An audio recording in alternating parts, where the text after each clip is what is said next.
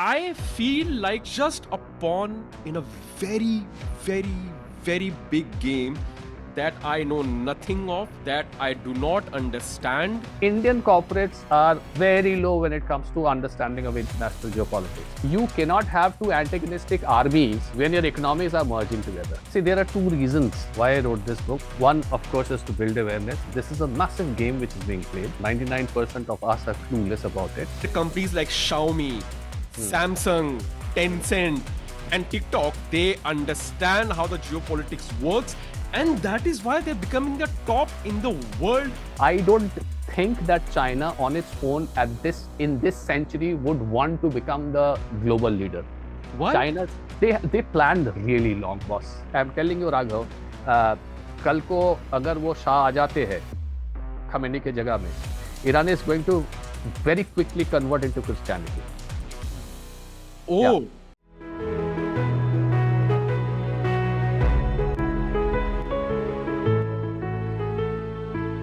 In this episode of Discovery of an Author, we sit down with geopolitics expert and author Arindam Mukharji to discuss his book Contours of the Greater Game. Now, if you do decide to listen to this episode in its entirety, then these are the things that you are going to learn from this very powerful and insightful episode. This is an episode for everyone who's interested in geopolitics. If you really want to know the key players and entities and organizations that are governing our world and the ones who are taking decisions on our behalf and the origins of all the conflict and the current politics of the world, then this is the episode for you. And if you do like this episode, if you like the conversations that we had with Arindam, then I would humbly request you to please subscribe to our channel, share it with your friends and families, the one you really feel are going to like the content of this channel. And I really hope and sincerely wish that you enjoy this episode. So Arindam, welcome to Discovery of an Author. It is truly amazing to have you with us. Thank you. Thank you for having me. Acha, so I want to first show your book to the people. I have made so many notes and I had so many questions. I was like, how is it possible for me to ask you so many questions? Okay, let's make it interesting. All right. Before we start with the official question, I'll tell you how I felt after reading a book. And is it okay if I say something in Hindi? I want it to be very from the heart. Oh, yes, absolutely. मैं अक्सर अपने दोस्तों के साथ हम कभी Saturday Sunday को बैठते हैं कॉफी हाउस में, ठीक है, गुड फ्लैट वाइट, अच्छी सी Marlboro advance, and we talk. हम अच्छे फिलोसॉफिकल बातें करते हैं. अक्सर एक बात हमेशा मेरे अंदर से निकलती है, मैं उनको बोलता हूं कि यार, have you guys realised that there are essentially 5 to 6 tech companies who are deciding the fate of humanity. And when I look at that in hindsight, और मैं एक bird's eye view से देखने की कोशिश करता हूं कि गिन चुन के 7-8 लोग हैं या एंटिटीज हैं या ऑर्गेनाइजेशंस हैं जो पूरी दुनिया कहां जानी चाहिए, they are deciding that for us. And I feel like just a pawn in a very, very, very big game that I know nothing of, that I do not understand, because मैं अपने Instagram को तो छोड़ नहीं पा रहा हूं. मैं यूट्यूब वीडियो से बाहर निकल पा रहा हूं क्या? मैं अपने फैमिली स्ट्रक्चर जिसको मैं देख रहा हूं कि that family structure of India is dismantling, क्या मैं उससे जूझ पा रहा हूं? तो यहां तक मैं कैसे आऊंगा? And I used to tell them कि यार, मुझे लगता है कि ये ऑर्केस्ट्रेशन हो रहा है जिसमें हमें बस लोग बजाए जा रहे हैं, and we don't know the tune, we don't know what to do, we are just there as a participant. And they are just taking. Do you think that anyone who understands the greater game which will come will feel the way I am feeling right now? Absolutely. That's what the book is all about. That is what my intentions were. See, there are two reasons why I wrote this book. One, of course, is to build awareness, and which is where your point comes in, that this is a massive game which is being played. These are massively big players which are playing the game. 99.9% or 99% of us are clueless about it. We just get to see bits and pieces of the picture. Yes, thanks to the internet and thanks to the YouTube and thanks to social media, we do get to see a lot of pictures, but most of them are bits and pieces, as I said. it is extremely important for someone to see the whole picture, or at least try to get a sense of. That is where the term contours come in, contours of the greater game, to feel a sense of the bigger picture. And I thought it was my responsibility, since I've been dabbling with geopolitics for a long time now. I have written a book before as well. So I thought, why don't I put up this big picture in front of the Indian audience, so that at least Indian audiences understand. You see, see a lot of Modi love and Modi hate, and BJP love and BJP hate, and this and that going on. This essentially stems from the fact of the very, pardon my excuse, pardon my expression, very Indian habit of hero worshipping, liking somebody or disliking somebody. Whenever we feel a little helpless, we tend to erect a kind of a hero statue in front of us, and we throw all our problems to that statue, and we think that everything's going to be fine. More often than not, it is not that way. Problems don't disappear. It is only when you realize and what the problem is. It is only when you take accountability of the problem, and is when problems starts to disappear, if you think of combating the problem. One reason. The other reason is, see, I have spent my life as a corporate trainer. My corporate life, more than 20 years as a trainer. I have worked with companies like Hindustan Lever, etc., etc. I have spent time abroad working as a trainer, and also over the past 8 years now, I am working as a consultant to different organizations. And there's one thing which has come out, and which is a proven fact also. कुछ ही दिन पहले उसमें आपका कुछ reports पे निकला है. I can share the website with you later on. That Indian corporates are very low when it comes to understanding of international geopolitics. What are the currents and the undercurrents that sort of rules the game, which is why we see a lot of losses. I'm not going to name the company because I've done trainings on behalf of them. Companies have lost billions of dollars in Latin America. Companies have lost billions of dollars in the Red Sea fiasco that happens just about a couple of years back, a year and a half ago. Which predominantly again stems from the fact that they have a very rudimentary understanding of global politics. So a common Indian needs to have an understanding of geopolitics, because he or she needs to know what is happening, just the game that you are talking about, what kind of game is going on. And the corporate Indian also needs to understand, what are those forces that are in play? How do I assess and manage my risks better? How can I be a more strategic? How can I demonstrate a more strategic leadership when it comes to international arena? आज के दिन में आप जहां देखोगे कि your corporate के बारे में बोल रहा हूं, आपका literally, I don't know, a large number of Indian companies are dependent on import. बाहर से सामान आता है. So which means what? You're dependent on logistics and supply chain. Which means what? You need to understand maritime geopolitics. नहीं है. So yes, this is coming back to you. This is a massive game which has been going on for many hundreds of years. It is a good thing that Indians are waking up to it. But just waking up and circumambulating around the whole place is not going to be of any help. We need to quickly get our act together, which is why this book has come out. And my idea is, ऐसे जैसे मैंने बोला contours, ये जो किताब आपने अभी पढ़े है, whatever I believe you finished reading the book. This is just the outline of the game which is being played. This is not even, एक chapter को लेके एक अलग probably किताब हो सकता है. And this is what, if this is true, this is scary, Arindam. This is extremely scary. मैं आपको बता रहा हूँ, मैं सही में डर गया था. I was reading a couple of days back. I was reading Letters on Yoga by Sri Aurobindo. And उसमें एक चैप्टर आया था फ्री विल वर्सेस डेस्टिनी में. तो मैं पढ़ रहा था कि फ्री विल क्या होती है, डेस्टिनी समझता हूं. ये पढ़ के समझ में आया कि there is no free will, because there is no free will. And it scared me because I was reading both of them in parallel. तो एक जगह एक आइडियलिस्टिक स्पिरिचुअल आदमी आपको ये बोल रहा है कि हाँ, मतलब फ्री विल भी आप कर सकते हो अगर इच्छा है, ये है वो है. और यहां पर जो कुछ लोग जो पूरी दुनिया चला रहे हैं, उन्होंने तो हमारी नलिफाई कर दी. मतलब their idea of free will is my way or the highway. I mean, it's crazy. And what you're talking about in this book, if this is the surface level, I'm scared for my 5-year-old son. Yes. We actually should be. the coming of the kind of world that we are ushering in for them, it's something which we need to be a little scared about.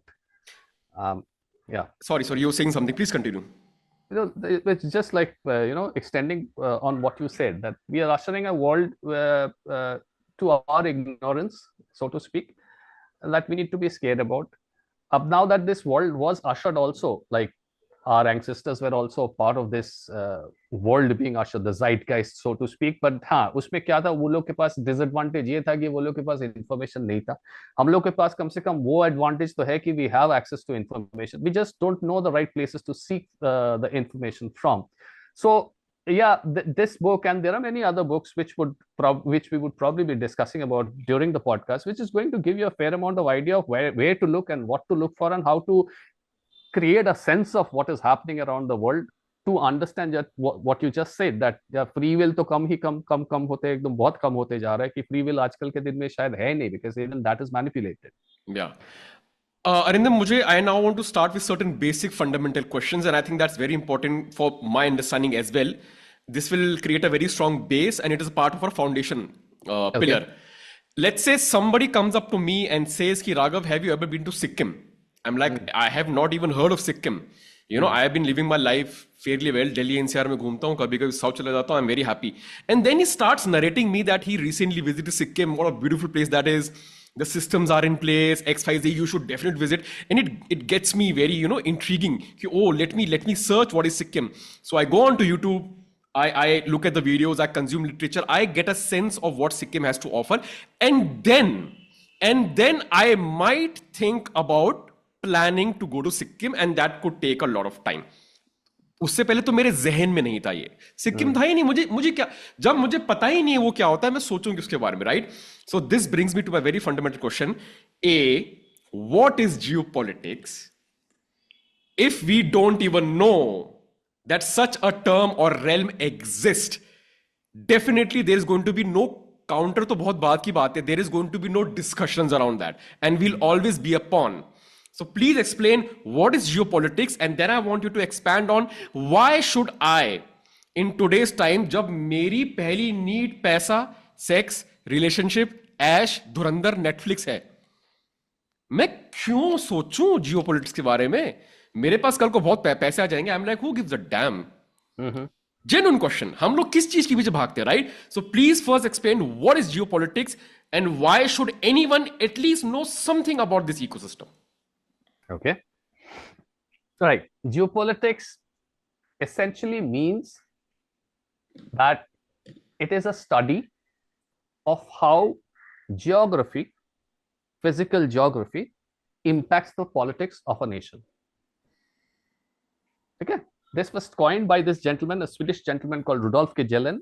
Is probably the biggest and the finest philosophers, political philosophers that have come out of Sweden.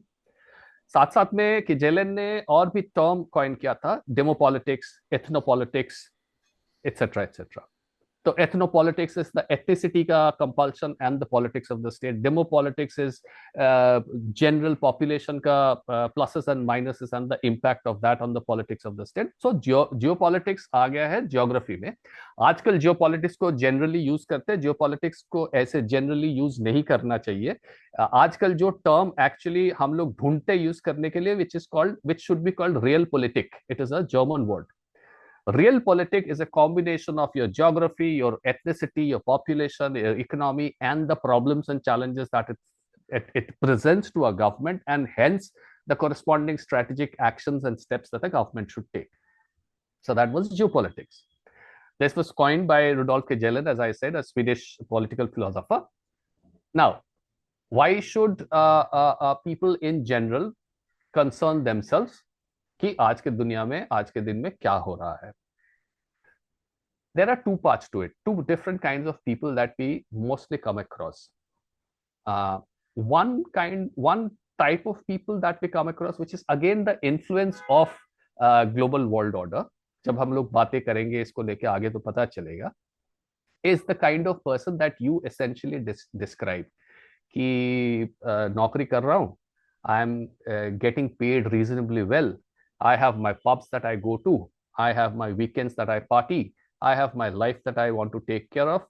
बाहर अच्छा मौका मिल गया, निकल जाएंगे, and settle down wherever I can, wherever I it's best according to my ability, and lead my life. That is what we essentially call a nomad elite of today, right? This kind of a population has been the result of 1945 के बाद वाला globalization. At the same point, at the same time, there exists a large number of people which don't have this kind of choices. They are not convent educated. They don't speak a global language like a English or a French or a Mandarin or a Arabic, etc., etc. So their access is limited. Because their access is limited, their options in life is limited. Because their options in life is limited, their travel is also limited. Travel in the sense, ये नहीं कि मैं कश्मीर जा रहा हूँ या कन्याकुमारी जा रहा हूँ. Travel limited as in the international traveling and going and settling somewhere else for work. That kind of a scope is limited. So that is a huge number of people are all around the world, whether it's in Africa, whether it's in India, whether it's in any other countries from global south, even in Russia and Europe also. Not everybody has got the kind of money or the opportunity to go and settle elsewhere and pursue a career meaningfully. So ye log ke liye what happens is then you're being bound by your choices or the lack of choices, which then plays in your mind in a certain kind of way, and which फिर देखो आप, once you're a global citizen and once no constraint is constrained for you, you actually become limitless, you actually become liquid, you actually are mobile everywhere compared to you, the other person. Or when I am the other person and I compare somebody like that, a globally mobile person, then my opportunities or the lack of opportunities sort of pushes me back to my core identity, which is आज के दिन में is that nationalistic identity where I identify with my religion or my ethnicity or my tribe or my whatever. Now, these are the two kinds of people. There are different kinds of people, of course, but when we talk about local and global politics, these are the two kinds of people that in the same manner influence the political game also. Now, both these kinds of people exist in India, and both these kind of people need to understand how the game is being played for them to make an informed choice, right? So that is where, your question, why should it be important for a common admi to understand global politics, becomes important. And corporate का तो मैंने आपको बता ही दिया था पहले कि corporate knowledge about international politics is building, that is very essential for the growth of the business. So let's say if I am an entrepreneur and I want to start any kind of a firm, if I have an understanding of how the geopolitics works or how the global ecosystem works in a particular segment as well, that is something that can give me leverage.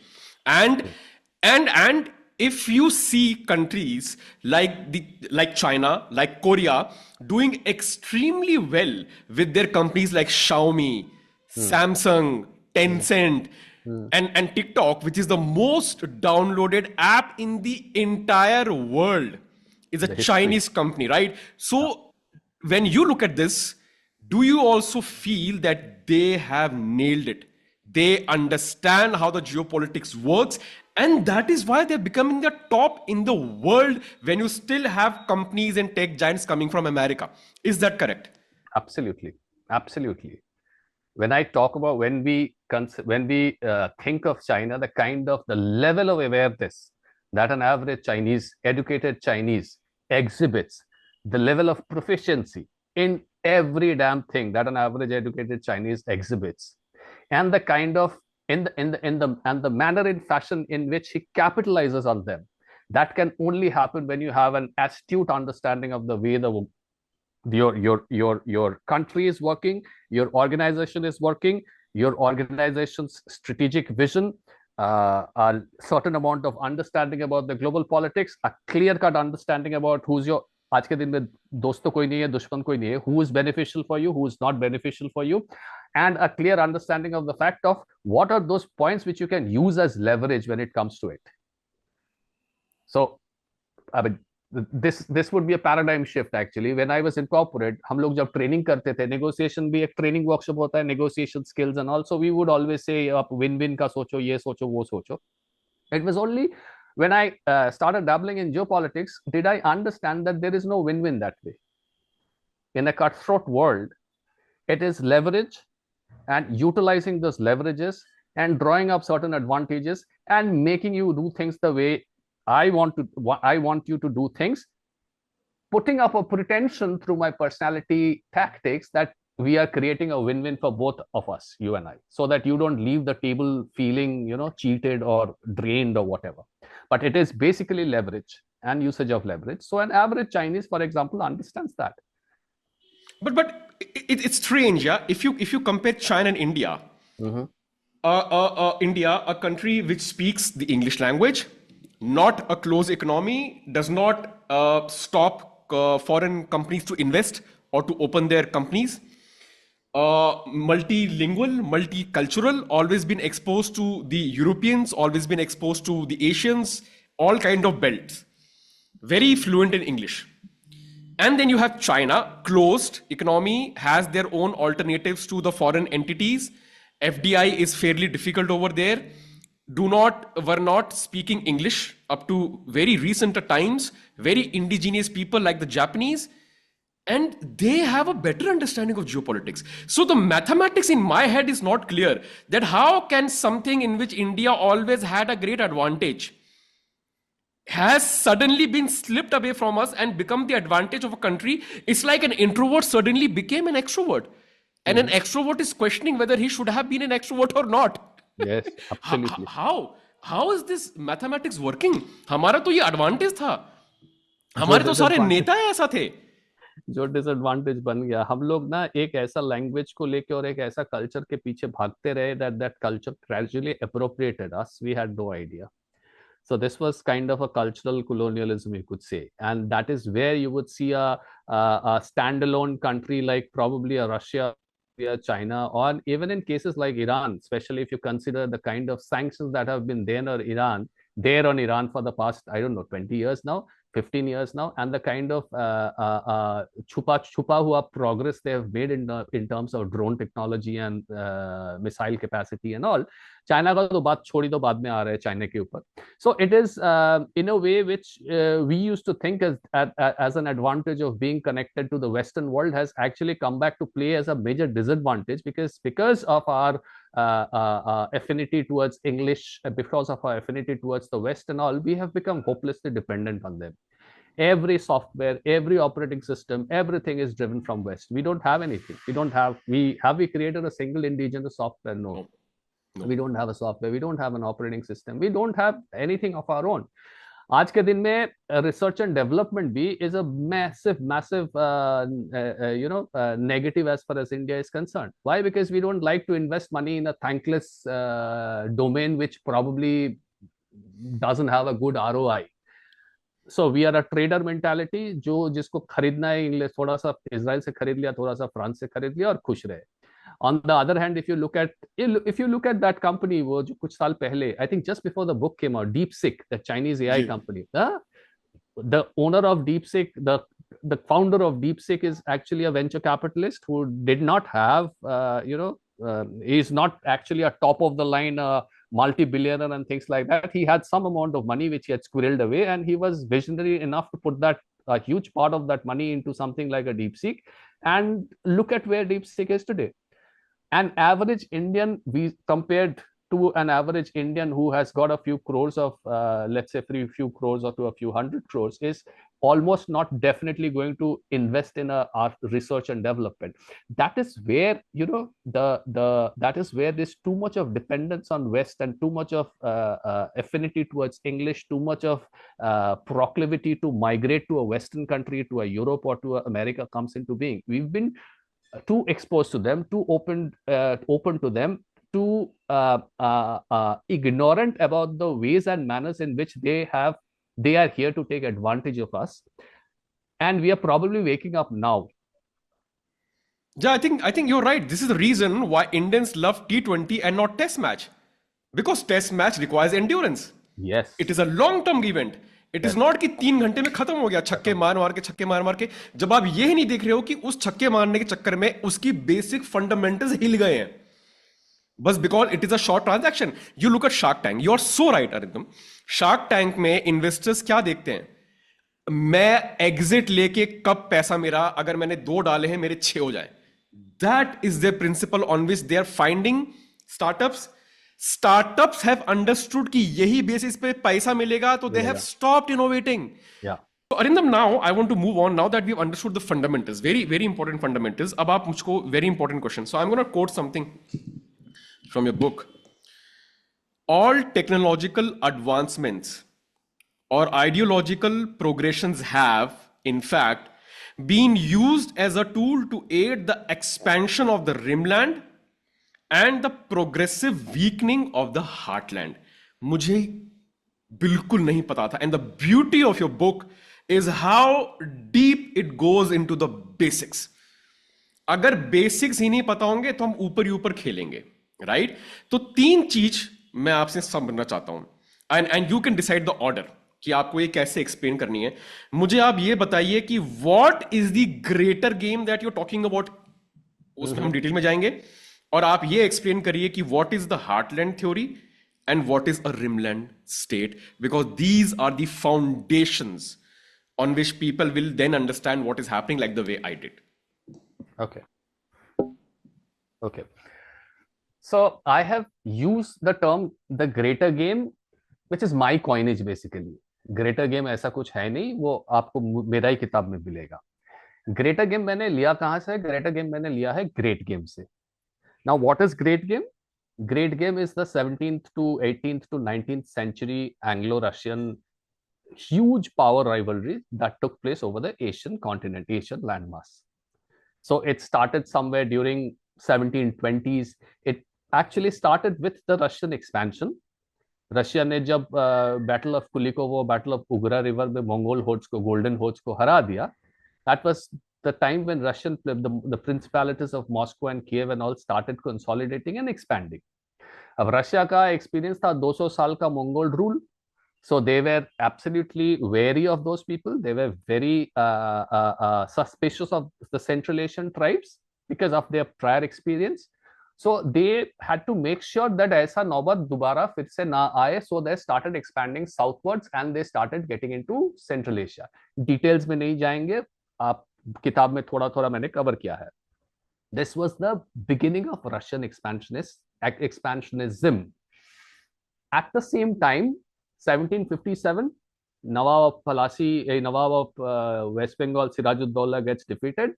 Clive यहाँ पे बैठ जाता है कलकत्ता में. And just about a couple of decades after that, 1790s के time में Lord Wellesley, arguably the most successful and the least talked about and the most superior planner and commander that the British Raj ever had in this part of the world. He overplayed the fear of Russian expansion. तब उस time में the British presence was restricted to Bengal, Madras and Bombay presidencies. He overplayed the fear of Russian expansion and देखो Russia Napoleon के साथ दोस्ती कर रहे हैं, अभी हम लोग को अटैक करेगा, यहाँ पे आया करके लंदन से पैसा ले लेके he expanded his reign, so to speak. He expanded the British presence in the Indian subcontinent. So उधर एशिया, सेंट्रल एशिया में रशिया is gradually expanding. इधर इंडिया से the British Empire is gradually expanding. This kept on happening for a period of 200 years. Eventually, during the 1897, 1898, ऐसा time में there was a boundary agreement between Russia and between British India that took place, where they decided कि यार Turkmenistan Afghanistan border is the southernmost tip of Russian expansion, इससे आगे नहीं जाएंगे. इधर पाकिस्तान जो present day पाकिस्तान का border, which is like guns at Torkham and guns at Attock and all of these places, this is the limit of British expansion. इससे आगे Britain नहीं जाएंगे, बीच में रह जाता है Afghanistan, which is a no man's wasteland. That is the great game. Now, it is a massive, interesting game. It was a massively drawn out and protracted game, which was not just played around in this part of the world. It played around in the Caucasus also. This game got over, so we are told, during the start of the 20th century, and then Soviet Union became Soviet Union, Russia se Soviet Union ban gaya, blah blah blah, jo bhi hua. What I argue is that this game never got ended. This game has just sort of morphed into something else, and we are unaware of it. And what is this greater game which I'm saying? While I'm saying that this game has not ended, this rivalry has not ended, what do I mean? When I'm saying that this game, this great game has morphed into something and it is greater game now, what do I mean? That is where I go to the core philosophy of what do I mean. See, Russia expanding in the 17th or 18th century, England expanding in the 18th century, is all a part of something which I call access and control. A kingdom, an empire. Now this later on comes from a term which was coined by Ratzel, I think Frederick Ratzel. He was also a Swedish or a German philosopher. A term called Lebensraum. Lebensraum means living space. So he meant to say that a state or a kingdom or an empire is a living entity. It needs space to expand. If it doesn't expand, it is as good as dead. Okay. The concept, so this got coined sometimes during the 18th century. Pulling it back, England ने क्या किया था? England suddenly discovered its maritime prowess, and it suddenly discovered lands far and away from wherever it was, and it started spreading across into the rest of the globe and started colonizing, which is a old form, which is like basically expansion. So England started expanding to the seas. Russia ने क्या किया? Russia ने अपना immediate neighbourhood में south Asia, central Asia देखा, उसने वहां पे एक्सपैंड कर गया, थोड़ा सा ईस्ट में यूरोप के अंदर घुस गया, थोड़ा सा वेस्ट में यूरोप के अंदर घुस गया, थोड़ा सा ईस्ट में साइबेरिया में चला गया. They were also expanding. So you have a land expansionist power, you have a sea expansionist power, but essentially what they are doing is they are expanding. Question is, expanding to do what? Expanding to gain access to land. So access to land, and then what? Control those land. Why? Because we need those resources. उस time में if you go back and think, उस time में industrial revolution शुरू हो गया था in Europe, 17th century, 18th century. तो मुझे raw material चाहिए because I need to process them and I need to make a finish. So I essentially am, this game then becomes all about access and control, whether it was a great game which was played by England, between England and Russia, or whether it is a greater game which is even being played today. Geopolitics, as I argue in that book, is all about access and control. You need access to territories for whatever reason, XYZ reason. Could be political, could be economic, could be trade, could be whatever. You need to control them through XYZ mechanism. And in the rest of the book, in the next couple of chapters, what I have done is I have detailed की access कैसे करते हैं, किस philosopher के basis के ऊपर करते हैं, control कैसे करते हैं, right? So that is the greater game. Okay, so now we come to Heartland, we come to Rimland. Heartland is a term which was coined basically by a British geographer by the name of Halford Mackinder. और central Asia का landscape है, which is basically, if you take Afghanistan today, start drawing a line from Afghanistan through Mongolia all the way to Russian east, तो एकदम Vladivostok, वहां से line को आप ऊपर से घुमा के नॉर्थ पोल का थोड़ा सा हिस्सा, नॉर्थ सी वाला हिस्सा कवर करके, you bring this line to the Baltics, Finland etcetera etcetera. Okay, Estonia, Lithuania, Latvia, वहां से लाइन को स्ट्रेट ड्रॉ करते हुए आप ब्लैक सी और कैस्पियन सी के अंदर से वो लाइन ले आके वो अफगानिस्तान में मिला दीजिए. This entire region that is being created was coined heartland by Halford Mackinder. Halford Mackinder 1904 में एक पेपर प्रेजेंट किया था जिसमें उन्होंने लिखा था कि whoever controls the heartland controls the rest of the Eurasian Eurasia. land, yeah, Eurasia, and he controls the rest of the world. उसको थोड़ा सा भी मॉडिफाई किया था उन्होंने कुछ साल बाद कि whoever controls East Europe controls heartland, whoever controls heartland controls the rest of the world. अब उसके पॉलिटिकल मोटिवेशन क्या है क्या नहीं है वो मैंने कवर किया है किताब में, उसमें नहीं जाएंगे, but that's heartland. Heartland basically is a large chunk of Eurasian landmass which covers all the Central Asian Republic, which covers parts of Caucasus, which covers part of Russia, covers part of East Europe, and covers a part of Afghanistan as well. Now what is a rimland? Rimland का अगर आप rimland का नाम आया था 1940s में by this gentleman call Nicholas Spykman. उसको समझने के लिए थोड़ा सा आपको मैकिंडर के साथ साथ महान को भी समझना है, अल्फ्रेड थेयर महान। While Mackinder was a Brit, Mahan was a American political philosopher, strategist. Mahan ने क्या किया था? Mahan was the first person who did an exhaustive study on how your being a maritime power makes you a global leader. So he studied the Spanish rise, and then he studied the British rise. Britain ने कैसे France को number 1 position से टपका के वो number 1 हटाया, number 1 बन गया. And then he noticed the coming of the new era, and then he predicted that if you are to be the number 1 gunda in the world, you have to be the number 1 maritime bully in the world. And his message was to the Americans that you want to take over the world, you have to shed your isolationist avatar, and you have to go out on a rampage and basically control the sea, and you control the world. You control, whoever controls the waves controls the world. So naturally waves को control के लिए waves के आसपास में आपको land भी चाहिए, जगह भी चाहिए. Then there comes in the concept of rimland कि रिमलैंड वो लैंड है जो कि वार्म वाटर पोर्ट को जिस लैंड से आप एक्सेस कर सकते हो. So in a manner of speaking, if you see, so France and Germany and Spain and Italy, literally the entire west Europe becomes rimland. North Africa becomes rimland. Huge chunk of Middle East becomes rimland. India becomes Rimland. This side you go, you have got Thailand, Malaysia, blah blah blah, East China, everything becomes Rimland. So then Rimland becomes the kind of a corridor kind of a portion which is literally encircle the entire heartland. That becomes the Rimland. Now, despite Halford Mackinder's best effort and writing to the British government, and then him becoming a minister later on, Britain कुछ कर नहीं पाया for XYZ reason, because they were weak, they were whatever to check Russian expansion. Soviet union expand कर के 1945 1950 में तो पूरा central Asia में बैठ गया, as well as the iron wall on the east side of Europe. So Berlin को भी हाफ खा लिया, जर्मनी को भी हाफ खा लिया.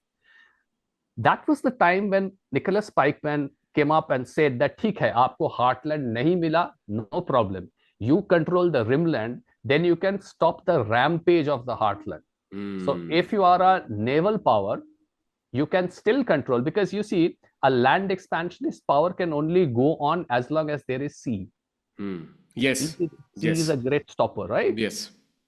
So why don't you, aside of controlling the sea, why don't you also start controlling patches of land which are there, which gives the access to the sea, make yourself strong there, so the land expansionist power cannot expand. Which is why you would see that the Second World War was mostly orchestrated along the rimland part of the world. Yes. Western Europe. Yes. Second World War के बाद America ने जब, United states ने जब Marshall plan launch किया, they were focusing only on the rimland part.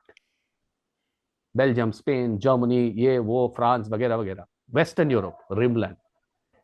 जब उन्होंने NATO बनाया, there was no reason to include Turkey in it. But Turkey is like, why Turkey? Because Turkey is sitting spot in the a very crucial choke point, which can anytime block Russian access into Mediterranean Sea. It connects Asia and Europe. It's at that juncture.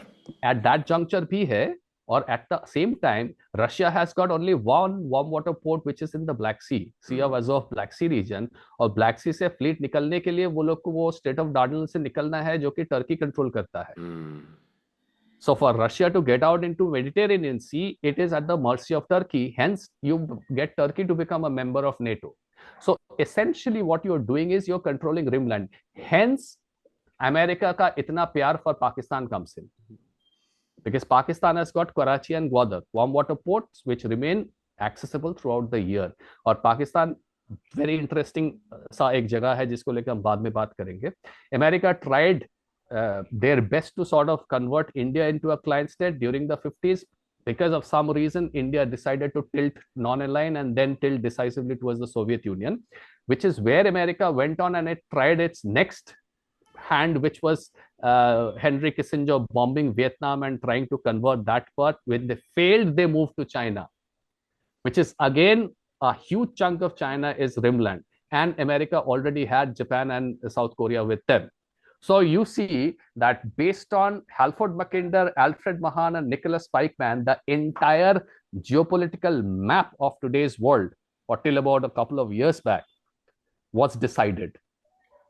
And the best part is most of us don't even know about it in India. Over to you. So let's say America. So now they want to control the world. They want to expand because all these theories are coming in that you need leg space. It's like you need leg space. The more leg space you have, once I read this part in the book that this is a theory of having or expanding, that if you don't expand, you die. It's like कि एक river अगर बहेगी नहीं तो वो सड़ जाएगी. ठीक है, उसमें वो फंगस और वो सब लग जाएगा. It needs to flow. And I was remembered of how China is now acting right now.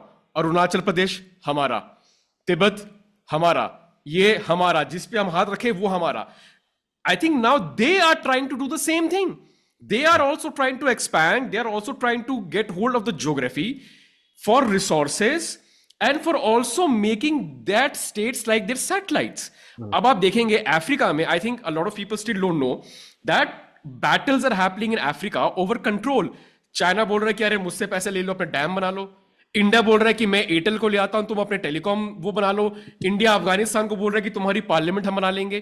तो अरिंदम, ये जो चाइना करने की कोशिश कर रहा है और इंडिया भी करने की कोशिश कर रहा है अपनी अपनी कैपेसिटीज में, are we also now trying to play the game that the Heartland and these powers have been playing for so long?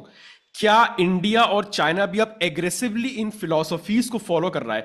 So now I want to know, do you, इसमें ना आपने एक बहुत इंटरेस्टिंग बात बोली है. आपने हेनरी किसिंगर के बारे में बात करी है. किसिंजर बोलते हैं, किसिंगर बोलते हैं, Kissinger. I want to understand कि चाइना का जो राइज आज हुआ है वो कंप्लीटली इंडिजीनियसली हुआ है या यूएस का उसमें हाथ है? अगर है तो how US intervened in the development of China and why did it did so? I want to understand that. Okay, United States का चाइना के राइज में हाथ है, but up to a certain limit, up to a certain level. Okay, China का जो ये rise है, इसमें से the Chinese contribution is something which is undeniable. You can not take away from that from them. You just cannot.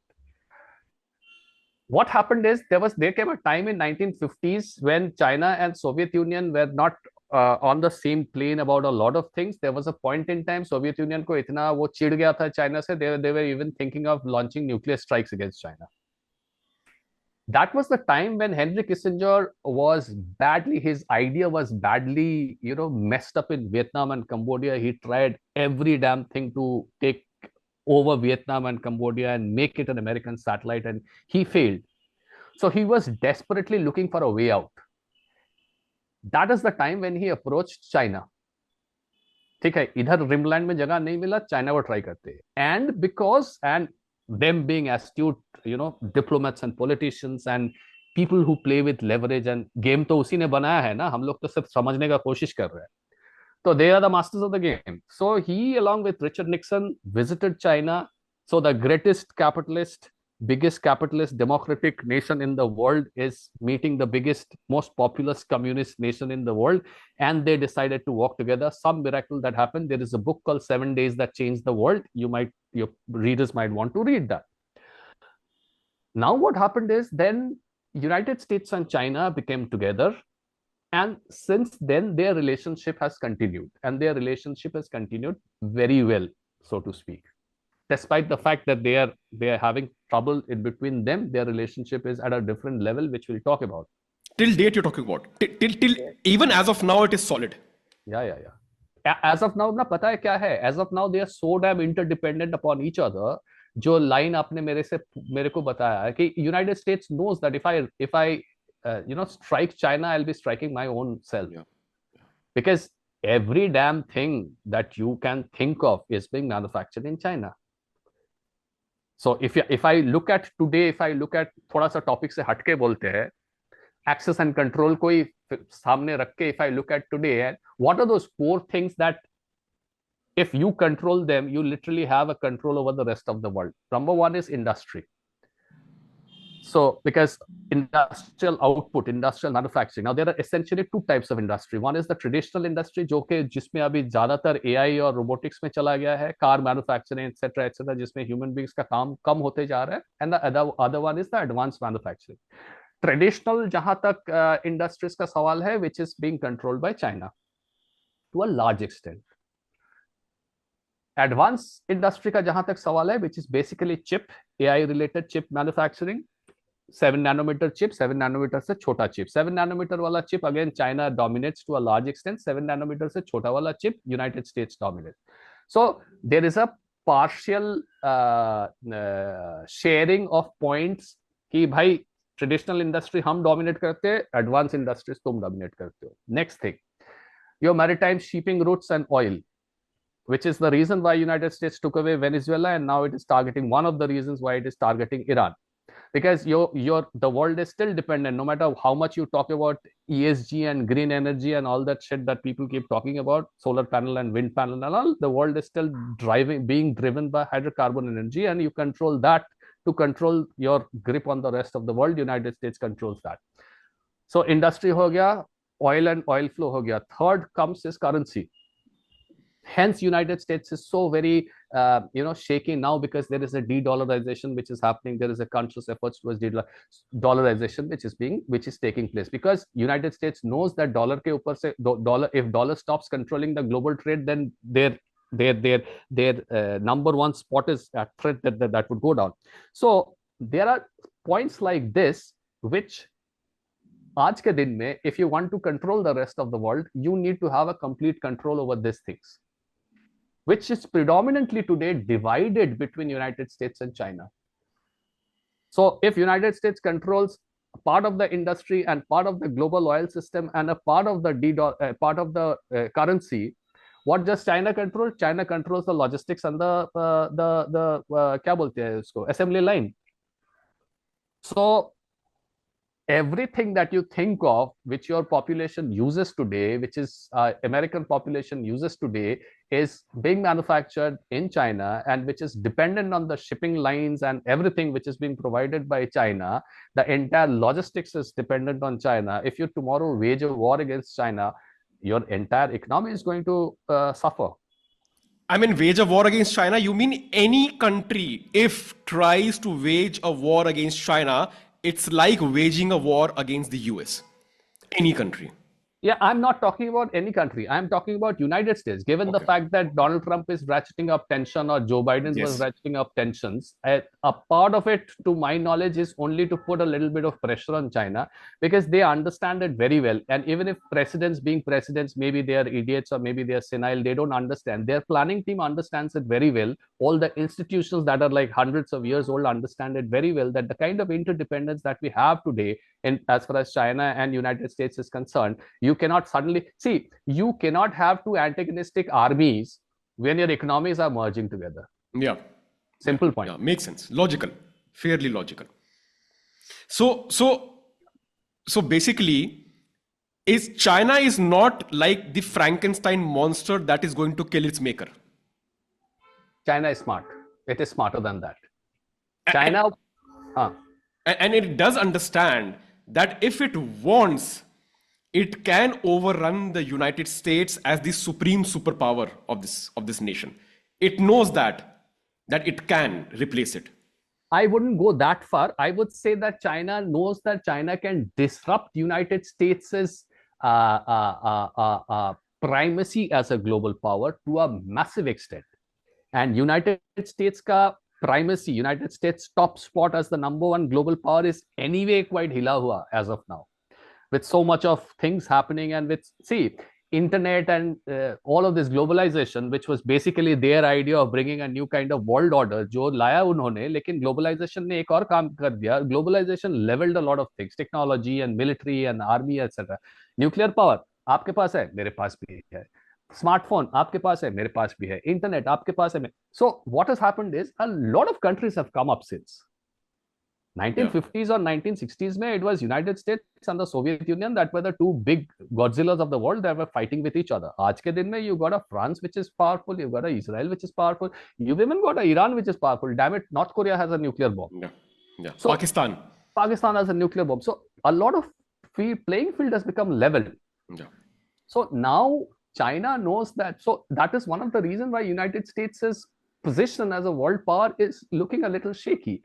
यहाँ पे अभी अगर चाइना, हाँ, probably China will get destroyed in the process, but China can create a serious amount of damage. So ना तुम रहोगे ना हम रहेंगे और फिर दूसरा कोई आ जाएगा. United States planners are smart enough to understand that you know it's like a mutually assured destruction kind of a thing if you move against China, and China knows that. Yes, see, I don't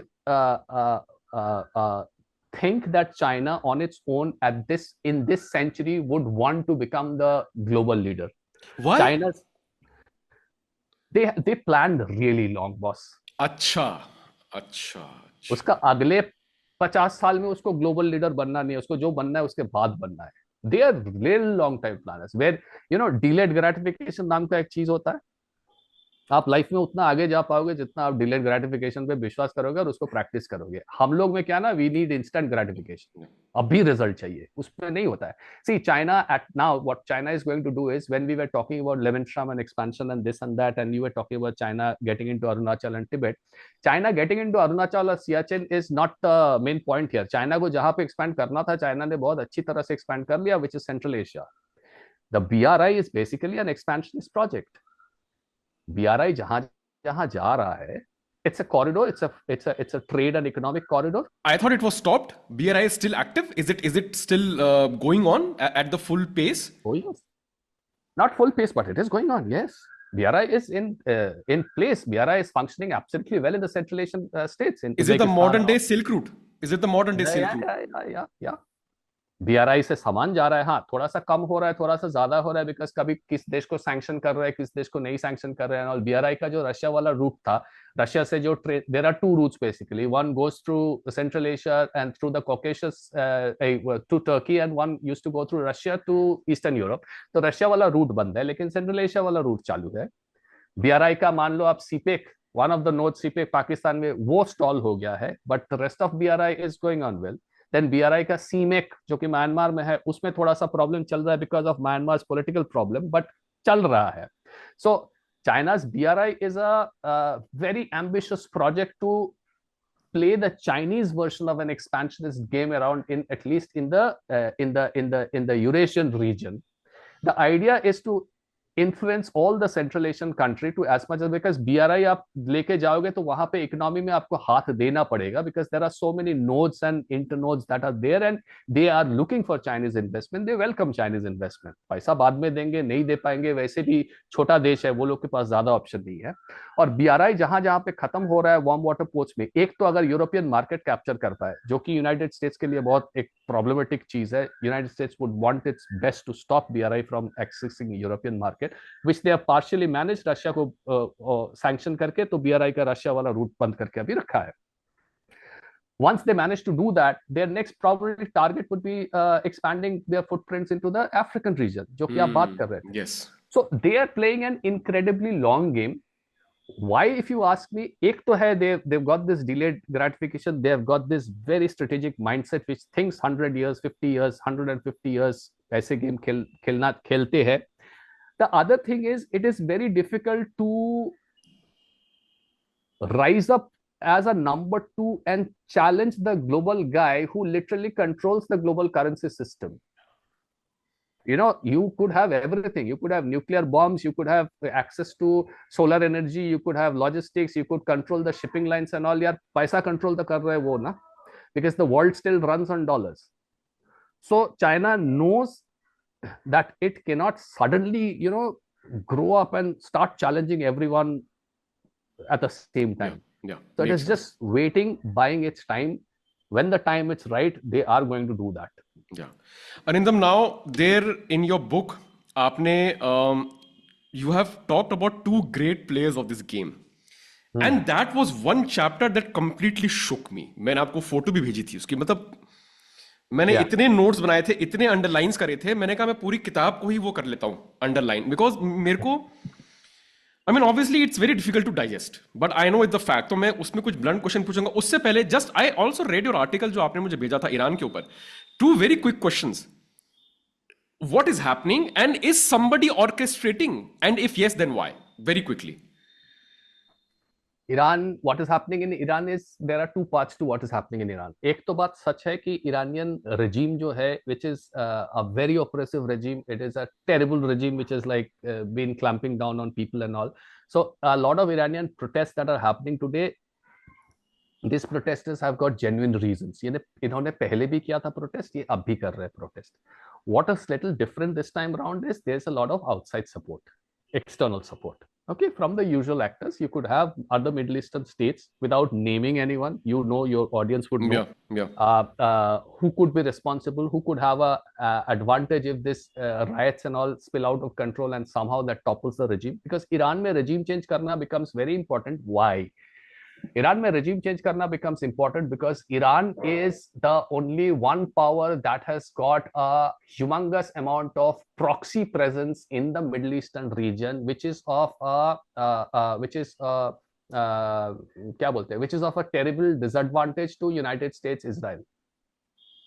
Okay, ये जो United States का global war on, by the way, on the side, United States का global war on terror जो है GWOT, ये मैं कहता हूं it is a scam. It is basically not GWOT, it is American war on Iranian proxies.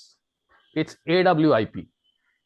क्योंकि GWOT अगर आप देखेंगे, global war on Islamic terrorism में आप एक भी सुन्नी ग्रुप बताओ, सुन्नी टेररिस्ट ग्रुप जिसको अमेरिका ने खत्म किया. Zero. All your Lashkar-e-Toiba and Jaish-e-Mohammed and everything, America is Pakistan's best friend. They are harboring those terrorists. Al-Qaeda, आज Al-Qaeda था, अमेरिका इंटरवेन करने के बाद Al-Qaeda in Iranian Peninsula, Al-Qaeda in African Peninsula, Al-Qaeda in यहाँ, Al-Qaeda in वहाँ, 6 division हो गया. So they actually expanded after America intervened. If you look at ISIS पहले था इराक और सीरिया में, ISIS अभी नॉर्थ अफ्रीका में है, खुरासान में है, उज्बेकिस्तान में, पता नहीं कहाँ कहाँ, इंडिया में है, बांग्लादेश में है. So each and every time America has intervened, the Sunni terrorist group, which carries out the global chunk of global terrorism action, has only expanded. So the question is then America पिछले 20 साल से global war on terror में किया क्या? America ने क्या क्या? Hezbollah, हुती, Yemen, ये सब क्या है? These are basically Iranian proxies. So on the face of it, they are showing to their citizen, American citizen, कि हम लोग global war on terror कर रहे हैं. Basically, what they have been doing over the past 15-20 years is they have been trying to cut out Iranian access and Iran's control over in the Middle Eastern region. Question is why? Because Iran and Israel are jani dushman of each other. And Israel has got a huge amount of control as far as American politics is concerned. So it is America's, you could say, America's mission to make Middle East safe for Israel. Hence, Iran के ऊपर control करो, hence Iran को sanction करो, hence Iranian proxies को खत्म करो. अब global war on terror बोलो या अमेरिकन वॉर ऑन ईरान बोलो, कुछ भी बोल के उसको खत्म करके इसको शांत करो. Replace the current illegitimate regime. I would still call it illegitimate. No matter हजार दोष है यूनाइटेड स्टेट्स का whatever, but that Khamenei regime which is there is an illegitimate regime because most of the people don't like them any which way. उसको खत्म करो, उसको हटाओ. Set a puppet like a Zelensky, like a Petro Poroshenko जैसे था Zelensky से पहले, वैसा किसी एक puppet को यहाँ पे बिठा दो and फिर कंट्रोल करो. So access and control. Back again to the book and the funda. That is what is happening in Iran. I am going to ask a very stupid question, but I think it's very important for me to ask this question. कभी-कभी मुझे ऐसा भी लगता है कि when you say Israel versus Iran या Palestine या India versus Pakistan, and I've asked this question to many people who have shied away from answering this question. मुझे कभी-कभी लगता है कि it's like Jews versus Muslim, it's Hindus versus Muslim. कभी कभी मेरे दिमाग में ये भी चलता है कि मे बी द पावर्स, अगर आप यूएस और इजराइल की बात करें, when they are toppling countries, कहीं ना कहीं उनका रिलीजियस एस्पेक्ट भी होता होगा कि we ideally would want the illegitimate regime of Iran to get toppled, eventually to install a puppet that eventually might also have a change of society. और society किससे चेंज होती है? पहले धर्म से चेंज होती है. अब लोग बाग वहां पर क्या बोल रहे हैं, अब मुझे नहीं पता है कि व्हाट्सएप फॉरवर्ड सही है कि गलत है. I am a sceptic, but when I see Iranian people saying that we were Zoroastrians, we were converts, मुझे नहीं पता ये फैक्ट है कि नहीं है, वहां पर ये वेव चल रही है कि नहीं चल रही है. Arindam, what is your raw thought? ये सब्जेक्ट पे लोग नहीं डिस्कस करते हैं. लोग ऐसे हो जाते हैं, अरे नहीं नहीं नहीं, ऐसा कुछ भी नहीं है, we are all one, we are all one. I don't think so. मुझे नहीं लगता वी आर ऑल वन. तो ये कहीं ना कहीं ये होता है क्या कि we were Jews, they are Muslims, और we are Christians, we are Hindus. Pakistan does not hate India. Pakistani Muslims hate Indian Hindus, vice versa. We hate Pakistani Muslims. हम तो यहां पर भी मुसलमानों से नफरत करते हैं, वाइस वर्सा. मेरे को भी बचपन से, आई एम फ्रॉम कानपुर, हमको भी बचपन से परवरिश हमारी ऐसी हुई है कि भैया वहां का खाना नहीं खाना है. तो जब ये मेरे देश में है, जब बचपन से हमको ये हुआ है, तो इस ग्लोबल लेवल पे डू यू थिंक ये रिलीजन का भी होता है कि I always want Christianity to be number one? ये हो रहा है ना कि सेंसस चलता है रिलीजन में कि Christianity is a most fastest growing religion everywhere, यहां भी आ रहा है, वहां भी आ रहा है. तो मुझे लगता है कि this is also part of the greater game religion. What do you think? Yes, and this has been elaborately described in my book in the second or the third chapter. Yeah, That we'll the role that religion plays. It's a massive control tool, basically. And you are right. There is a humongous amount of power play which is going on. It is basically, see, it's not the Jews as per se. The global elites comprise essentially, they are what they only themselves call Judeo-Christian order. So Western advancement is a result of Judeo-Christian philosophy. So Judeo-Christian thoughts in action, Judeo-Christian spiritual thoughts, Judeo-Christian innovation, Judeo-Christian technology, and everything in action is what you see, what you call Western civilization today. Are they against each other at this stage? Is Judaism against Christianity and Christianity against Judaism at the level where it matters? No. आपने पिछले कुछ minute पहले आपने एक बात बताया था कि आज आपका किताब पढ़ के ऐसा लग रहा है कि the entire thing has been is being like has stemmed from Europe and is being controlled by Europe. Yeah. That is the primary, and you're absolutely right, and that is the primary reason why my book has got a majorly Eurocentric view. Yeah. कि हम लोग बहुत चाणक्य, बहुत कौटिल्य पढ़ते हैं, but जब तक आप ये नहीं समझोगे कि आप किसके अगेंस्ट खेल रहे हो, आपको ये चाणक्य कौटिल्य पढ़ के कोई फायदा नहीं, क्योंकि आपको स्ट्रैटेजी बनाना है. So you have to understand their strategy. So why Eurocentric approach? Or while I am taking this Eurocentric approach, I am essentially taking the Judeo-Christian approach. Judeo-Christian approach towards access, towards control, whether through religion or through ideologies. Incidentally, these ideologies are also Judeo-Christian. Industrial revolution के बाद communism आया, industrial revolution के बाद capitalism आया, उसके पहले तो feudalism था ना. Yeah. So communism, feudalism, these are capitalism, these are all Judeo-Christian ideas. Incidentally, the Bolsheviks, the first batch of Bolsheviks that traveled to Russia, basically most of them are Jews. Okay, the ones that brought in the revolution, so to speak. और Bolshevik revolution अगर आज के दिन होता तो उसको भी colour revolution हम बोलते थे, क्योंकि बाहर से पैसा मिला था उसको. जेकब शिफ ने, वो भी किताब में है. So yes, it is a major दावपेच वाला game which is going on, and religion or religious influence has got a major role to play here. Yeah. It is always that that familiarity factor which is there. So today, कल को अगर Iran में जो बात चल रहा है ज़ोरास्ट्रियनिज्म का, that we are Zoroastrian and all, but I'm telling you Raghav, कल को अगर वो शाह आ जाते हैं खमेनी के जगह में, Iran is going to very quickly convert into Christianity. Oh, yeah. There are 1,000 evangelical missionaries waiting. Yes. The gunpowder and the resources that Christianity has, Zoroastrianism is zero. अपना नहीं है. We don't have. Zoroastrianism is all but wiped out. Okay, the people are thinking, हाँ एक कभी था, आज तो कुछ नहीं है, तो आप कैसे बिल्ड करोगे? और वहां पे आपके बॉर्डर्स में बैठे हैं the evangelical preachers, the American evangelical preachers are literally sitting at the borders. रिजा शाह आए, regime change होंगे और हम लोग घुसेंगे वहां पे पूरा चेंज करने के लिए. And given the way these people have been oppressed, I would not blame them. They would say, हाँ ठीक है, liberation through Christianity, come on. let's be Christians. But And in 10-15 years, that is what is going to happen. But Arindam, again, one more thing. You know, when, okay, आप आज अगर major Christian states, okay go to Nigeria. Okay, you go to Nigeria. Nigeria has a good percentage of Christians and it has good percentage of Muslims as well. आप Nigeria में Christian dominated areas पे जाइए, spick and span. Most developed people are mannered as against to go to the Muslim dominated areas of Nigeria.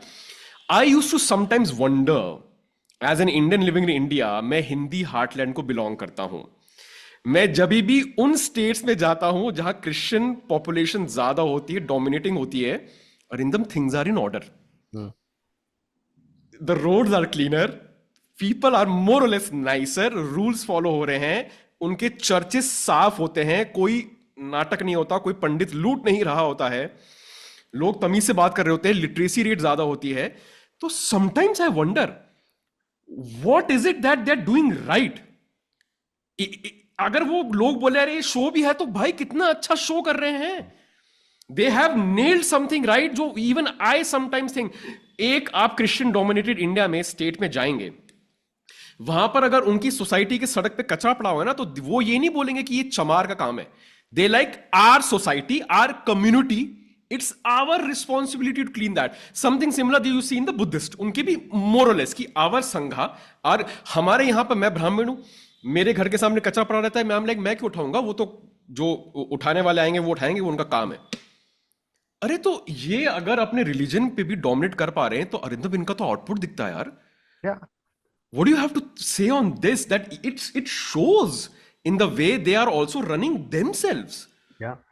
देखो राघव, एक चीज तो है, you've got to give credit where it is due. जो आपने बताया वो तो बिल्कुल सही है, और कुछ तो है. Otherwise, this is a religion that actually created the first transnational order post the fall of Rome. रोम खत्म हो जाने के बाद क्या हुआ? Christianity actually literally took over Europe.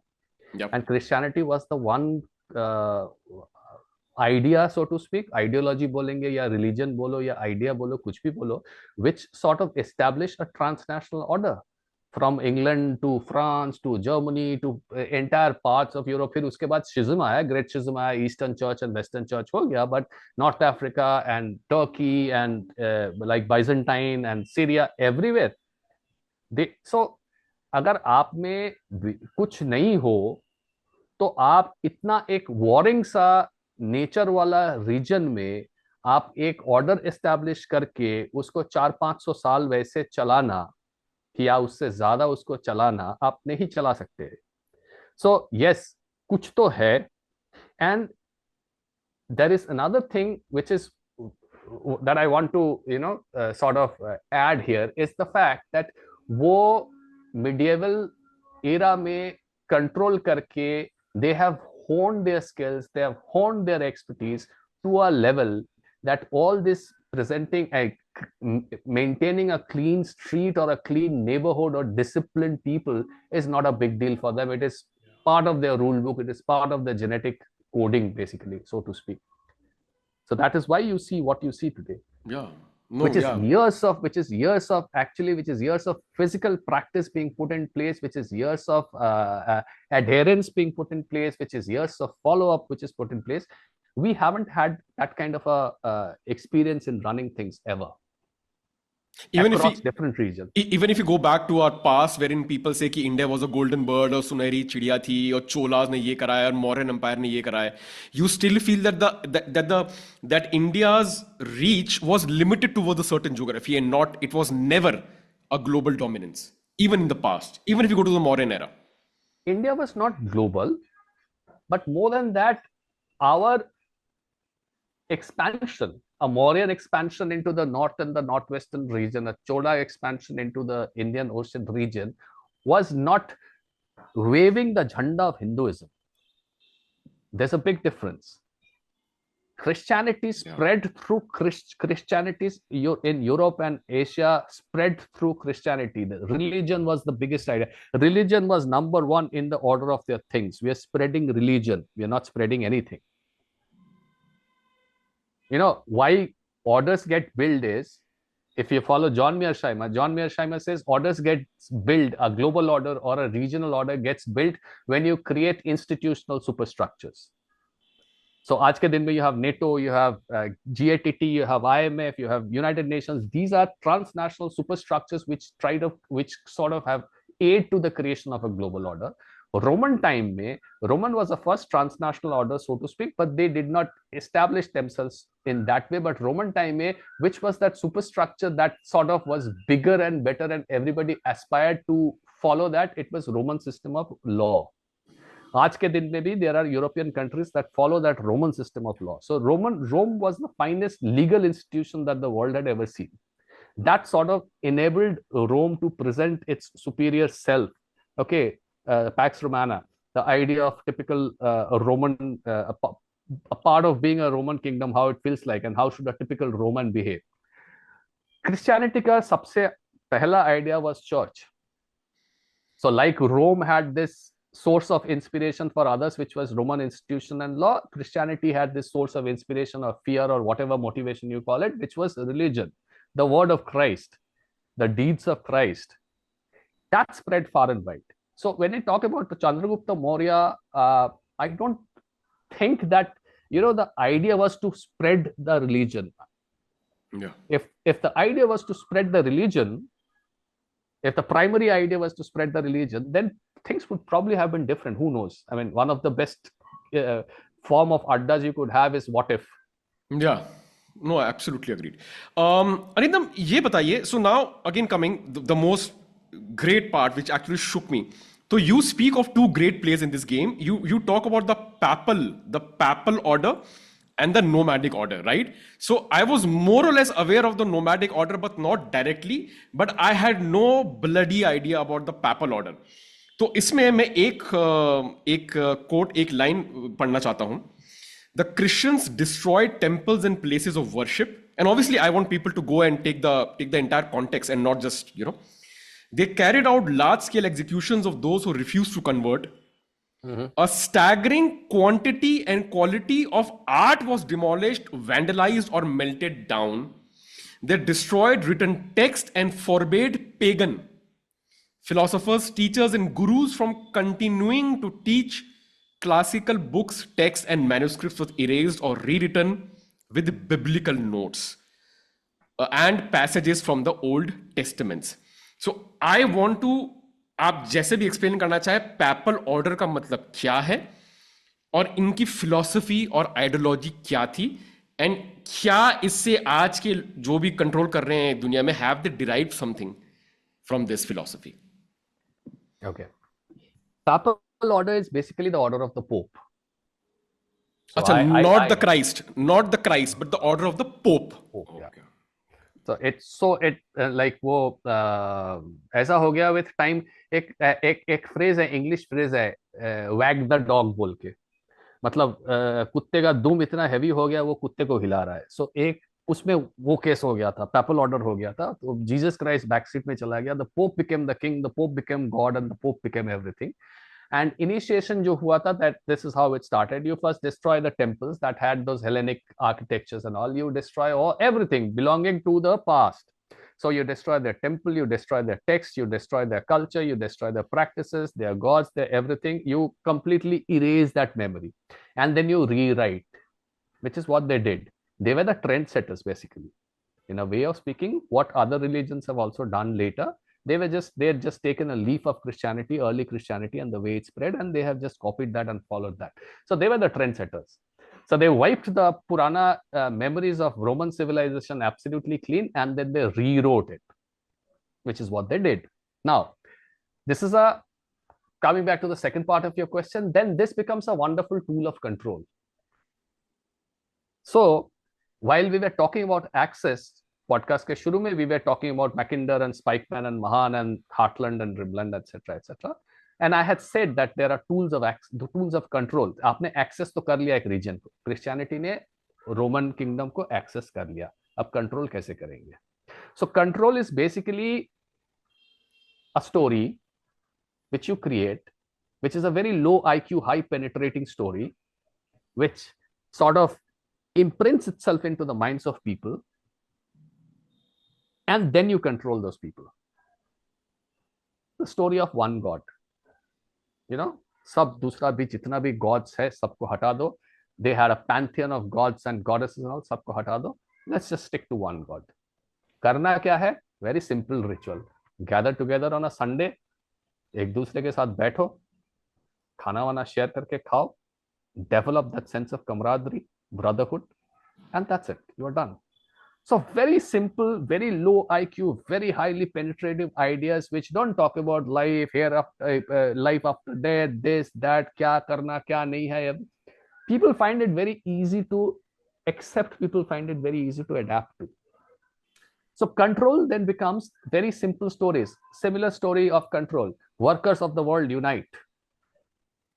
Communism आ गया है ना, कैपिटलिज्म आ गया है. इंडस्ट्री में आप काम कर रहे हो, आप वर्कर का काम कर रहे हो, आप कहीं दूर गांव से आके शहर में बैठ के आप काम कर रहे हो. So you are disenfranchised, you're missing your friends, you're missing your family, you're missing your people.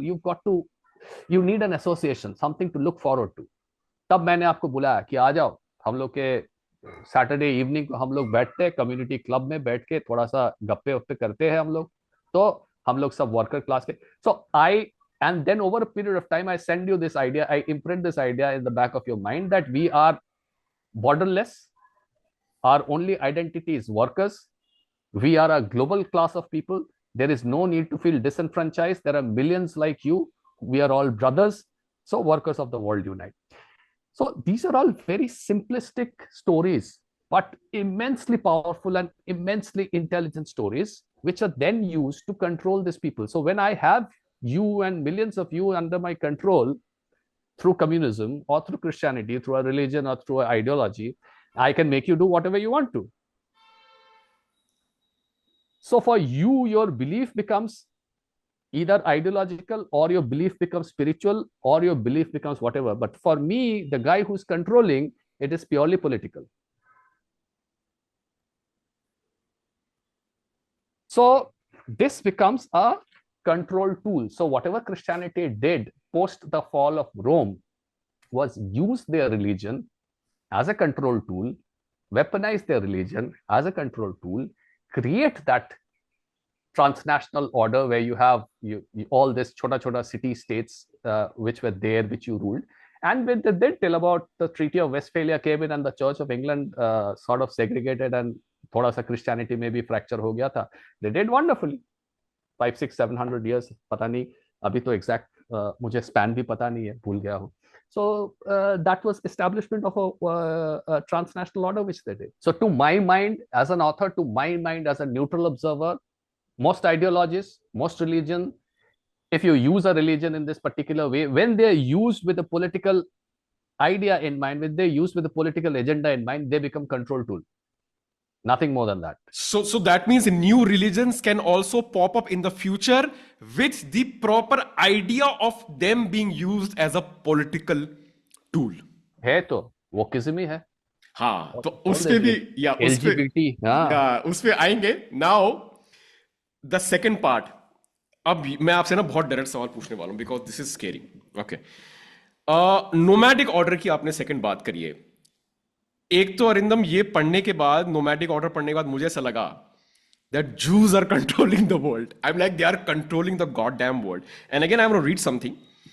But it was the Rothschilds who emerged as the uncrowned kings of Europe, projecting their influence beyond the continent. They financed Rockefeller's creation of Standard Oil, Andrew Carnegie's Steel Empire, and the Harriman Railroad fortune in the USA. United States, yeah. आपने एक जगह इसी की ecosystem में एक जगह आपने और बात बोली थी. The entire technological developments that we see right now, that you and I as a common consumer are consuming, were originally not created for us. They were created for the army. They were created for the military. तो आज कोई भी technological break through अगर एक common consumer के हाथ में आता है तो मेरे को डर लगता है कि भैया ओरिजिनल इंटेंट इसका कुछ और था. जो अब हमारे पास उसका एक फिल्टर डाउन वर्जन आया होगा. तो this brings me to a bigger question. मैं 3 पार्ट में आपसे सवाल पूछूंगा and then I want you to answer. Is it true? एक तो आप स्टार्ट करिएगा कि व्हाट इज नोमैटिक ऑर्डर. आप मतलब यू कैन जैसे भी आपको briefly, because I want people to read and understand, but what do mean by nomadic order and specifically touch upon the Jews as a community. Nomadic order. Second, is it true that there are certain institutions and people who are controlling the goddamn world? And three, all the technological advancement that I'm seeing right now, चाहे आप pop culture की बात करें, Korea का के pop की बात करो, मांगा की बात करो, थॉर की बात करो, क्रिस हेम्सवर्थ की बात करो, game of thrones, iron bank, इन सब चीजों की बात करो, are these orchestrated to distract the people? जैसे रोम के टाइम पे कोलोजियम बना था कि लोगों को दारू दो, उनको बस गेम्स खिलाओ और उनको let them be just happy and we will run the show the way we want to run the show. तो ये तीन पार्ट है. With the nomadic order, are there really 5-6 companies or people who are controlling the narratives of the global order? And third, all these modern technologies and tools and meta Ray-Ban and ये and iPhone, यहाँ chip लगा लो, वो लगा लो, ये क्या हो रहा है? ये हमको बेवकूफ बनाना चाहते हैं, ये क्या है? ये तीन part. Okay, global order, is it controlled by the Jews? I would not say it is controlled by the Jews. As I said, it is a Judeo-Christian combination kind Partnership. of yeah.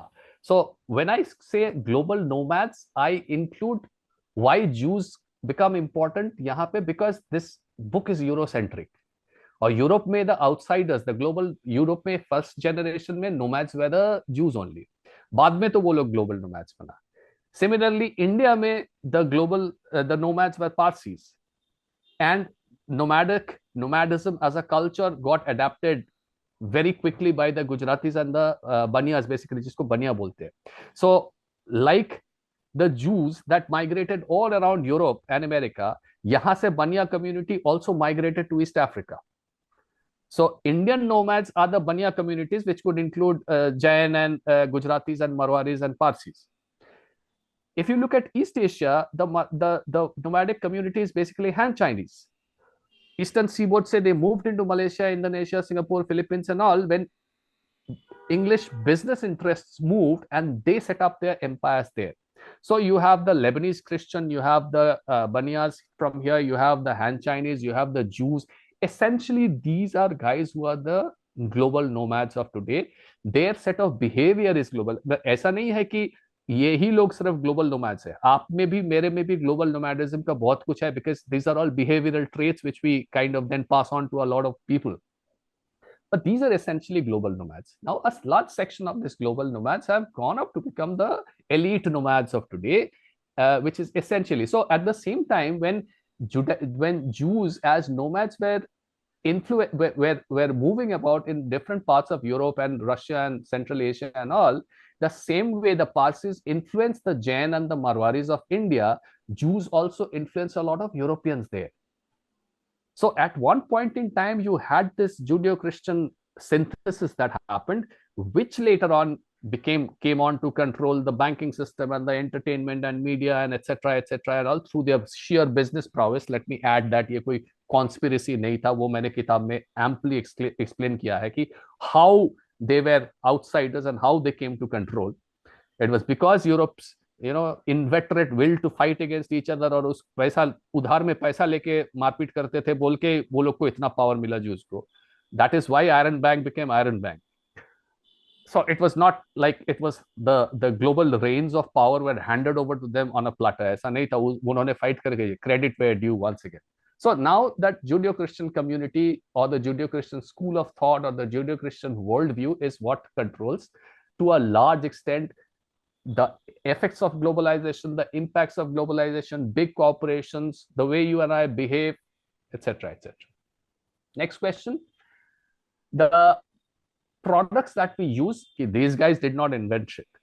These guys took products from the American defense thing, which was like made available for the public. So everything from Wi-Fi to digital camera to microchip to ye to wo, every damn thing was created for war. It was only when their need got over, when the defense industry moved into something bigger and better, they made it available for people, common people. And few people were smart enough to latch on to them, few people like Bill Gates or Steve Jobs, and they built their empires out of it. So on their own, they are nothing. They had a very strong institutional support, और पीछे से शायद वो लोग को और भी support मिला है जो आपको मुझे नहीं पता, आपको और मेरे को नहीं पता. So that is your second question. Your third question is, yes, these are very handy control tools. Bread and circus, basically, जो आपने बोला था ना, कोलोसियम में दारू पिलाओ और उसको मस्त रखो. These are बिल्कुल. bread and circus. These are the tools which are meant to keep you sedated. Which is why I should go back to the एकदम शुरू का conversation जब हमने शुरू किया था कि why is it important for us to understand how the world operates, or at least to get an idea of how the world operates, to see the contours, to see the sketches of the greater game that is being played. That is why it is important, because as more and more time passes, they keep you immersed in yourself. They keep promoting your sense of narcissism to an extent that you stop caring about the rest of the world. And it is easier for them to control, because the game is still about access and control. पहले geography था, access and control. उसके बाद आदमी हो गया, access and control, large number of people through religion. Then comes in access and control to consumerism, which was the first phase of globalization. This reason, we are wearing a short, you're wearing a jacket. These are basically Western products. Yeah, absolutely. Every ecosystem is Western output. Western products. Yeah. Now, एक ऐसा stage में आएगा where I need access and control to your mind. I need very benevolent, very well-meaning, so to speak, on the top of it, well-meaning tools and systems and apps in place, which gives me access to your mind.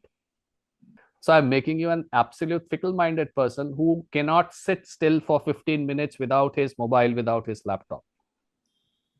When I have you there, I have your attention. I know. You cannot do without me. I'm social media. You cannot do without me. I'm short videos on YouTube and short videos on Insta. You cannot do without me. I have your attention. Then I'll start playing around with you. So now I have you in my control. So I have control of the geography. I have control of the industries and the institutions and the larger number of people. I even have control over you individually. I control your identity. I have chewed your brain in such a manner that you don't know whether you're a male or a female. आप झंडा लेके घूम रहे हो LGBT का. Why? Because you are gender confused. So I have killed every sense of, or I am trying to kill, or I would kill every sense of coherence in you that gives you an identity. मैंने पहले आपका identity कैसे destroy किया? आप Indian हो या नहीं हो आपको नहीं पता. आप वीकेंड में जाके पब में बियर पी रहे हो और आप मौका मिले तो आप ऑस्ट्रेलिया और न्यूजीलैंड भाग जाओगे, उसका प्लान कर रहे हो. Your religious belief is nominal, as good as non existent. You have no idea of your scriptures. You have no idea of what ties you to your roots. You have no idea of your culture. वो खत्म हो गया, उसको मैंने कर दिया. उसके बाद मैंने क्या किया? अभी मेरे को आपको आपका आइडेंटिटी लेके खेलना है कि आप यार लड़का हो या लड़की हो, आपको कंफ्यूज कर देंगे. तो आप में रहा ही क्या? You are just a consumer जिसका काम है to eat that bread and to watch that circus. End of story. Such a scary thing. Such, आपने जब बोला ना you're just a consumer, it hit me. I'm like कि ये again free will. मतलब मैं तो तुम्हारे लिए I am a dead meat. Yeah. That you can decide how you want to grill me, how much namak do you want to add, how much pepper do you want to add, so that people can eat me up. Yeah. How can then I, as an individual, somewhat come out of this ecosystem? Because मैं digitalness को completely eliminate तो नहीं कर सकता. अच्छा, मैं आपको एक चीज बताना चाहता हूं. I was talking to somebody. मैं किसी के साथ he works in a big company in India. He's right now in the AI summit. He's involved in the AI summit. मैं उनसे बात कर रहा था AI के ऊपर, टेक्नोलॉजी के ऊपर. मैंने उनको ऐसा बोला कि मैंने कहा यार AI is controlling. तो मैंने कहा फ्यूचर में क्या क्या स्किल्स करनी चाहिए AI के लिए. Arindam, you won't be surprised. You'll know he's right. पता उसने क्या बोला? कह रहा Raghav, if you really want to control the world, read books. कह रहा इसको मरने मत देना. कह रहा मतलब what he wanted to say that अपनी क्रिटिकल अपनी जो क्षमता है सोचने की, इतना मत टेक्नोलॉजी में घुस जाओ कि वो भी आउटसोर्स हो जाए। Yeah. कह रहा if to what you said, कह रहा if you are not aware of your philosophies of your geography, of where you come from, if you're not aware of what has happened in the past, because history has a way of repeating itself, if you don't cannot read even 10 page of a book, you are screwed. Do you believe, do you Yeah. think he's right, and is this the way for a normal man to at least have some kind of sense? Absolutely. Absolutely. The first thing is what he was wanting to say is sense of discernment. Yeah. You need to rebuild that. I'm 100% sure a lot of it is gone. A lot of it has got damaged. You need to rebuild that sense of discernment, which can only come through reading copious amount of books, copious amount of texts. And text, आज के दिन का text नहीं, पुराने दिन का text. So you need to read probably a grand chessboard written by Zbigniew Brzezinski, which is hardcore. Geopolitics के हिसाब से अगर बोल रहे हैं, which is hardcore Halford Mackinder and his influence and everything, where you can also understand where I'm coming from. A lot of the book, a lot of what I read, a lot of my worldview, a lot of my interest in geopolitics was influenced by that man. You need to probably go back and read those Purana Tintin comic books. Okay, you need to step out of that cyber storm which is taking place right now, and you need to, वे बोलते हैं ना, deep breath, सांस लो, लंबा सांस लो, and you need to calm down your mind. You need to be a little patient, or you need to be a lot patient. You need to grow that patience in you so that 10 pages of book reading don't make you sleepy. Then you need to move around into an area where you can really read books that are worth it to understand what is going on.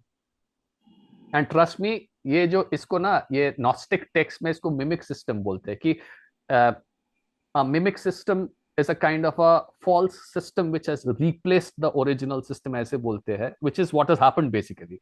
Okay, I come across as your benefactor and I have something else in mind. So the preacher comes to liberate you, but the preacher has mind in your resources. उसको resource लूटना है आपसे. That is how they came in, na? So America comes as your friend, but America wants access for whatever reason to your market because उसको GMO वाला seeds बेचना है या पता नहीं क्या बेचना है. But it comes as all-weather ally, or it comes as India is my strategic partner. Narendra Modi is a very good friend of mine. He comes like that, but he's got alag intentions. So a mimic system has taken over. You need your sense of discernment back, where you can like actually crack that mimic system to understand what's the game that is going on. If you do that, trust me, if 1 billion people sitting in India does that, that is a massive game changer. That is going to be a massive game changer in the global stage. And which is why we need people to get out of those WhatsApp quotes and WhatsApp forwards and need to forget all that drama that is happening and अपना दिमाग को शांत करो, अपना दिमाग को ठंडा करो and read those books that matters. That can give you an idea. I want to end this with one great question, one last question. Do you think, is the current Indian government also trying to understand and play some kind of a greater game? Or do you think that we have people in the government right now who are skilled enough to also understand, safeguard their own geography, power, and people, and also expand if required? I'll give you my personal experience, boss. I don't know whether people would like it or not. My personal experience of interacting with people who are in that sector, I have my very strong reservations about their knowledge or their expertise or their worldview or their understanding of what's happening or their understanding of what has happened before. So I don't see them coming up with a coherent long-term strategy like the way we talk about China and its 150 or 100 years plan. I haven't come across anyone who has even remotely been capable of presenting a 50-year strategy which looks like a strategy, and it's not like some airy talk about हमें ये करना है, हमें वो देखना है, हमको दोस्ती बनाना है. I haven't seen anybody. So when I look at the trade deal जो अभी हुई है EU के बीच में, हम लोग ने कैसी बात हो रही है हमारे बीच में, यार अब मेरा भाई सोच रहा है वो BMW खरीद लेगा. Yay, we are happy. That's it. That's the mindset that needs to change.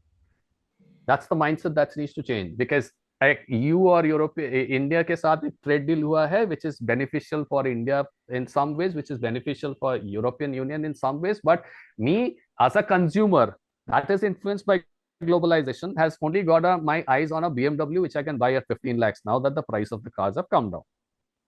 If this were in China, an average Chinese or guy or an average Chinese factory owner or a company owner would probably have thought of getting somebody to outsource his manufacturing here so that I can build me and I can build my family and I can build 15 other families. That's the difference in thinking. That's the difference in thought process. That's something where we need to migrate. So from I, me, myself, and my worldview, and my BMW, and my LGBT thing, and my thing, whatever it's there, I need to move into a larger scale of thinking. बस एक बात बताओ Raghav, we need to understand the power game. हम लोग में समझ नहीं है पावर गेम का. कम्युनिटी में पावर गेम्स होते हैं. Each and every community. In fact, you are from Rajasthan, so you understand. You would probably understand why do Gujaratis and Marwaris and basically Baniyas make such wonderful business communities? Because they have got a very closed and a very strong financial system which operates, where they help people out. No questions asked. आपको पैसा चाहिए 2 करोड़ रुपया, चलो सामने वो बिठाएंगे, आपको मिल गया, आपको लोन के तौर पे देंगे, आप वो लोन चुका देना, ये वो. So आपको जो पैसा मिल रहा है, आप तो लेके भाग भी सकते हो, आप भाग नहीं रहे हो. Why? Because you owe that thing to the community. You have that sense of responsibility. This is just a small example. There are हजार other things that happen, which is where a community build up happens and a community gets strong enough. बनिया लोग का strong point is business, उसने business किया है, ठीक है. किसी और का strong point would be martial training, वो मार्शल ट्रेनिंग करेंगे. किसी का और का strong point would be strategic thinking, वो स्ट्रेटेजिक थिंकिंग करेंगे. But you need to build a sense of community. You need to physically build that community, which is what probably a Chinese is thinking, where I can get XYZ to outsource so that I can build my factory and I can build my neighborhood. I am thinking I want to buy my BMW. So there is a massive rift between these two sense of thought. So one is thinking community wise, one is thinking individually. We need to move from that mindset and we need to think about our community. We need to think in what physical ways, for a time being, for 5 minutes, forget geopolitics, forget global geopolitics. आप बताओ 5 ऐसा उपाय बताओ जिसमें आप अपना immediate community को physically build कर सकते हो. वो करो, बहुत कर लोगे आप. Beautifully said. पावर गेम्स बाद में खेलेंगे. Absolutely. I think the fundamentals, what you saying कि one step at a time. अपना पहले वो गेरेबान पे झागने वाली बात होती है कि let's keep your house in order and then you think कि मुझे इसको रेप्लिकेट कैसे करना है, if you want to do it. Arindam, I again want to show people, I cannot stress enough the importance of reading this book, and I really hope that the conversation resonates with people and they read. I wish that इस podcast के बाद उनको लगे कि यार मुझे पढ़ना है. ये एक अगर हम ये जगह पाए, that would be the greatest thing. And thank you for your time, Arindam. I hope you enjoyed the conversation. I hope we were able to do justice to your beautiful work. I loved it. ऐसे कहने का तो बहुत कुछ है, लेकिन you only have so much of time. Yes. Coming from someone like you, who's basically whose channel is all about reading books and reviewing books and calling in authors, if this kind of a praise I consider to be high praise coming from you. So thank you so much. And I wish more and more people read Contours of the Greater Game to understand what's what, and then create their own plan of actions accordingly.